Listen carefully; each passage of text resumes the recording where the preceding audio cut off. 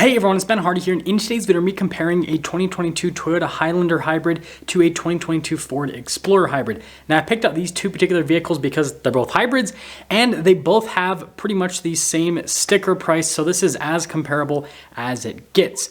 Now, before we get into the video, I do want to mention, if you want to save time and money the next time you purchase a car, link to my car buying guide in the description down below. Let's get right into the video.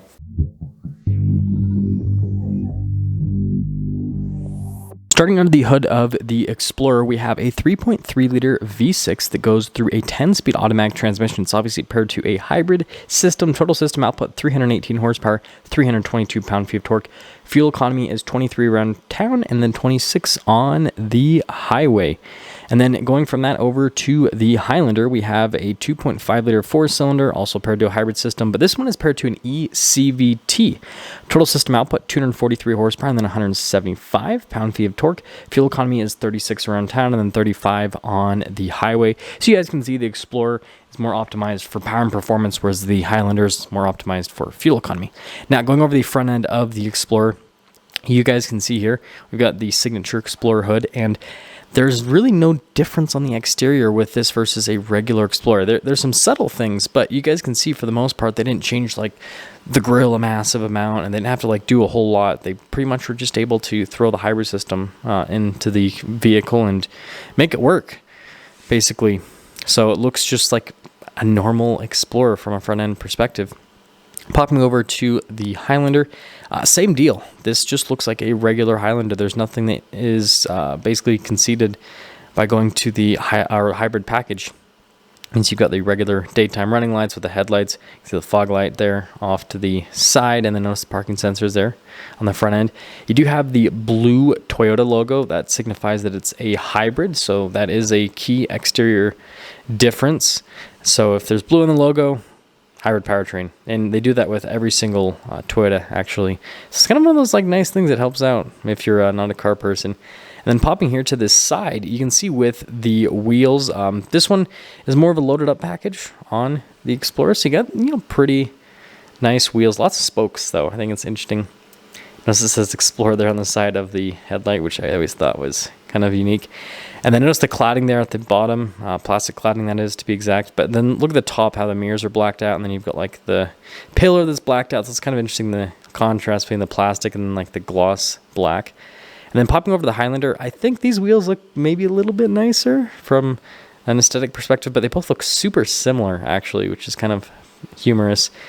But you can see here, same thing with the fender flares, so those are plastic. But notice that on the bottom portion, you don't have like the big massive plastic cladding. So they've gone for a little bit of a different aesthetic. But notice they still did the same thing with the pillar. Black pillar. Mirrors, though, are body painted. Got the chrome strip there at the bottom. So a few key differences. And then looking at this from a side view perspective, a little bit less boxy. This is kind of more rounded off with the body lines and the overall shape. And then popping back over to the Explorer, you guys can see it's got remote start still. And look at that exhaust tip. We'll kind of get into that in just a little bit. And then, of course, got the function to open up the hatch as well. And you notice inside that storage space is actually really solid. So this has the third row folded down right now. And so you can see the space with that folded down is really good. Got some storage space underneath there as well. And then notice you got the controls there for the seats to fold them down. And then you have a 12 volt as well in the rear. Every single car has that. I've never used it. I want you guys to comment down below if you've ever used it in yours, but like I've never used like the rear little charging ports and everything in a vehicle. I know that it's practical. I know it's useful, but I'm just saying I've never used it. Now, finishing things up with the rest of the rear, you can see again, normal Explorer. There's a little hybrid logo there, as you guys can see. So that's pretty much like it. And then dual outlet exhaust tips. So this is still like showing like, hey, we're trying to be a sporty car, because a lot of hybrids will try to hide their exhaust tip, which is funny, or exhaust tips, however many they have. So I thought it was interesting. And then here's key fob for the Toyota. So it's not as like luxury looking, just all plastic versus the Ford's key fob, which does look a little bit nicer. So I guess that's the thing, right? Now you can see you've got some storage space behind the seats. In terms of space, it seems like they're both pretty similar. The Explorer might be a little bit larger with the cargo space than the Highlander, but they're pretty similar. And then as for these seats, You notice that you don't get nice like buttons like in the Explorer to fold down the seats and everything. You've just got to do the latch system, which whatever, it's not too difficult, but just something to take into account from an ease of use perspective. And then you can see with the hatch, you can do the little foot thing, and it makes sense why Toyota's added that, because it's technically a safety feature. If you're carrying a bunch of stuff, you don't want to like let one of your hands off to open up a hatch, so you just use your foot. And then notice here with the, again, hybrid logo, and then you can see platinum badge. Got the receiver hitch there at the bottom. And again, just normal looking Highlander other than the hybrid logo at the bottom. Now popping to the interior here on the Explorer. Being the limited package, you can see that you've got some pretty nice padding there on the door panel. You do have a sunshade as well. And then you can see here with the seats, you've got the upgraded seats here with the limited. So like an XLT, you actually can get not seats that are as nice, but similar-ish seats, or cloth seats as standard. So that's the big thing about the limited, is it just comes standard with the nicer seats. Notice the headroom there and legroom as well. And then you guys can see with the climate controls, heated seats for the rear as well, which is a nice little luxury feature. And then a few cup holders. And then just like every other SUV in the segment, typically reserve the third row for children, but this is when I still got in the back of seats because, well, just to show you guys, it's okay. From a headroom perspective, the biggest thing is just legroom, like it's non-existent. And I've popped in the back of enough of these that I'm like, okay, we don't need to do this anymore. So, yeah, you can see it would work, but it's not preferable, that's for sure. Pop them over to the Highlander. Again, having the platinum package, right? You can see somewhere from a feature perspective, I have the sunshade and then, nice material use on the door panel with it. And then you can see here at the seats again, you got these nice upgraded seats, which definitely adds to the luxury comfort feature part of it. And then notice the legroom. Then you guys can see you've got heated seats in the back, climate controls, charging ports. It's like these two manufacturers like copying each other. It's pretty crazy. Cup holders in the center. Like I said, this is as comparable as it gets. And then you can see the vents there at the top as well. And third row space is actually a little bit worse in the Highlander than the Ford. Headroom's fine, but the legroom's even more like cramped. And you can kind of see it in the video where it's like seats are closer to each other. So definitely take that into account if you have, I guess, larger kids. And then you can see with the door panel here in the Explorer, again, got the nice material use on the side. We've got the memory seat function. There's 3 different settings. One thing I love about Ford is they have 3 different settings. And then you've got all of your window controls.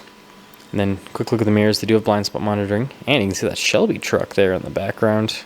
Pretty cool. And then here is the seat itself. So look at all the stitching on the seat. And notice the power adjustments on the side. And padding's really nice with the Fords. They do a really good job with the cushions. And here's the pedal layout. Pretty normal setup. And then you got all of your light controls. And then you have the hood release. Steering wheel is power adjustable in the Ford. And then going from that back over to the Highlander. Notice pretty much carry through from the rear seat area. 2 settings for the memory seats, blind spot monitoring. And you can see again with the padding down below. All of the window controls. And then looking at the seats, again, really cool with the design actually. Now they are, they've got nice padding. It's probably not as soft as the Ford, but it's still very nice. And then you've got the pedals down below. And then notice here with like the heated steering wheel button, camera control for the outlet, turn on stuff. So there's quite a few controls in that little area. And there's some nice padding around it with the stitching as well. And going from that back into the Ford now. Got our cool startup animation here with the Ford, as you can see. Now here's the steering wheel. So notice you got some controls there for like the center stack, voice command, phone controls. It does have steering assistance with adaptive cruise control. Got paddle shifters there on the back with that 10-speed automatic transmission. And then notice you got your turn signal stock on one side, and then you got your windshield wiper stock on the other side. So, pretty normal steering wheel setup. And then there's a quick look at the gauge cluster. So you can see pretty normal gauge cluster, right? You've got tacks on either side and then the screen there in the center. And notice that it's not as nice as what you can get on like a more upgraded package with the Explorer, right? If you got like a ST, for example, would have like the full digital screen, but this still looks relatively okay, right? And then you can see here with the different drive modes, how that changes things with the car as well. And I like the animations on the drive modes, actually. I think they look pretty cool. But, you know, being a hybrid, right, and wanting to get that 26 miles per gallon on the highway, you're going to probably throw in eco mode a lot. So just kind of take that into consideration. Popping over to the infotainment system, rather. From a camera system perspective, Ford does a really good job with their vehicles, I think, because the resolution's solid and you got a bunch of different camera views. Now, again, if you get a more upgraded package on the Explorer, you can get like the larger infotainment system. It's like a tablet popped onto the dash, vertical tablet. And funny enough, it doesn't make the camera view any larger, though, because it's vertical and not horizontal. That's one of the things that is a big negative about doing vertical touchscreens, and I think that automakers need to just not do vertical touchscreens anymore. I think horizontal is the way to go. But popping down below that, you can see you've got some analog controls for like the radio. You've got heated, cooled seats at the front, heated steering wheel. You've got your duals, all that stuff, and it has tri-zone climate technically, because you've got 2 different zones at the front, and then you have one in the rear. And then notice the storage space here down below with little charging ports. So that's definitely nice from a practicality standpoint. And then you can see a few cup holders. And we have a transmission selector for that 10-speed automatic. It does have the manual mode, which will actually feel pretty decent because it's a 10-speed and not a CVT. Even if it's an e-CVT, still just doesn't compare. Now it's the drive mode select, then you got your traction control, hill descent control as well. I don't know if anyone would ever take this off-road, but it's got it. And then center console, pretty normal setup there. Then notice the wireless phone charger. I think it's an interesting place that Ford puts it there. You can see the trim there on top of the dash, and then got the glove box situation, pretty normal setup there. And then sunglass holder here at the top, and then you can see no center for anything like that with this particular one.